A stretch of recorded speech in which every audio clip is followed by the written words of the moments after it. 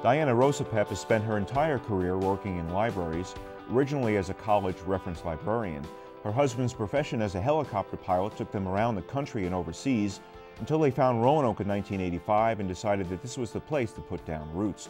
Rosenpepe first worked at the Holland Branch Library before advancing to assistant director and then to director of library services for Roanoke County in 2001. Today, Diana Rosenpepe oversees a system undergoing a number of changes as libraries evolve into true community centers. Diana Rosenpepe, welcome to the interview. Thank you. I'm glad to be here. When you first arrived in Roanoke County, this is like 25-something years ago, were they already talking about the need to upgrade library buildings at that point? They weren't, but they soon were. Libraries were getting busier and busier even back then, so it didn't take long. It just took us a long time to kind of get the political process and the funding support in place. Of course, the big crown jewel now is the new South County Library in Roanoke County on Merriman Road. How long had that been on the wish list? I know the 419 branch was very, very busy all the time. And how long had the new South County Library been on the wish list? It actually probably was over 5 years in planning, and before that we talked about it. We wanted to do something to the 419 library for a long time, but the site was landlocked. You just couldn't do anything. You couldn't get enough parking, right? People used to circle the lot trying to find parking like places. Going to the mall or something. Yeah, and then they'd just go home and call us and say, we couldn't get in today. And finally we gave up on that and started looking for more sites. And then the site we had presented some interesting challenges because it's next to a federally protected wetlands. Right. So the whole building was designed with that in mind, and to protect and preserve the wetlands. Then you had to go through a redesign to kind of dumb it down a little bit because of money. The first bid came in too high, so we did redesign. In some ways, the redesign probably improved the product, really, at the end.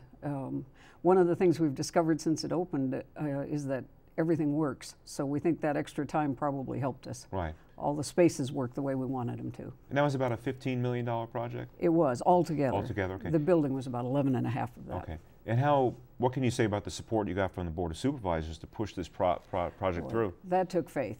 It took us a long time to work through a lot of issues and a lot of planning and a slow construction process and the rain and other things, but the Board of Supervisors really supported it, really hung in there, and I think everybody's faith has been rewarded by that building.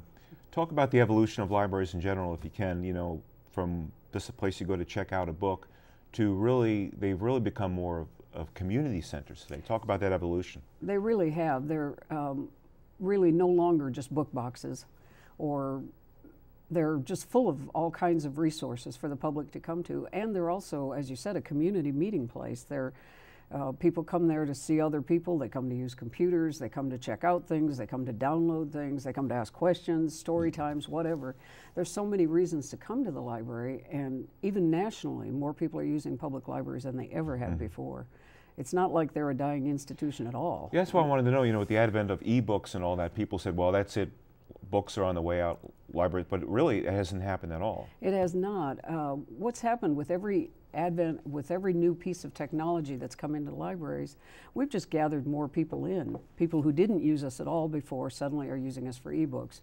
The same thing happened with computers. When we introduced internet access, people we hadn't seen before came, and the community just grew. So basically, libraries just continue to expand and be more encompassing, and that's the direction we're going in. You've even got a coffee shop, Mill Mountain Coffee. We do, and it's very popular. Right. It has steady business, and I've talked to the people at Mill Mountain, and they seem very pleased with how it's going. So. And I like the quiet room. There's actually a room at the library, at the new library. You can go in, little fireplace there, sealed off, and you can go there just to sit and read in quiet. It's kind of a reversal of fortune, isn't it? I mean, libraries always were thought of as quiet places. You think of the librarian going, shh. And then now in this library, the only place you have to be quiet is a relatively small place. Right.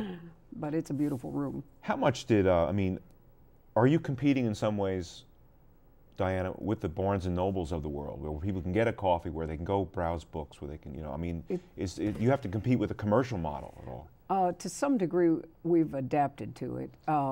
In other ways, they borrowed things from us. They borrowed story time, they borrowed some of our organizational ideas, other things. It's kind of like we borrowed them back and took on some of those characteristics because people expect a more retail environment in libraries. And that's what that South County Library reflects, a very retail environment. But it seems to work for people, And most bookstores and book suppliers like libraries. That's kind of one of the fallacies, because libraries encourage readers, and that's their market. So if we keep people reading, we also create customers for them. Right. And so it's a kind of a symbiotic relationship. Makes sense. And you've got other projects in the hopper, Glenver, Vinton, Mount Pleasant. Now the Glenver construction is already underway. It is. The site's been developed and the construction should begin within the next few weeks. That's a 15,000-foot library. It serves a different function. South County has many roles, but this is a branch library serving the western Roanoke County community. Right.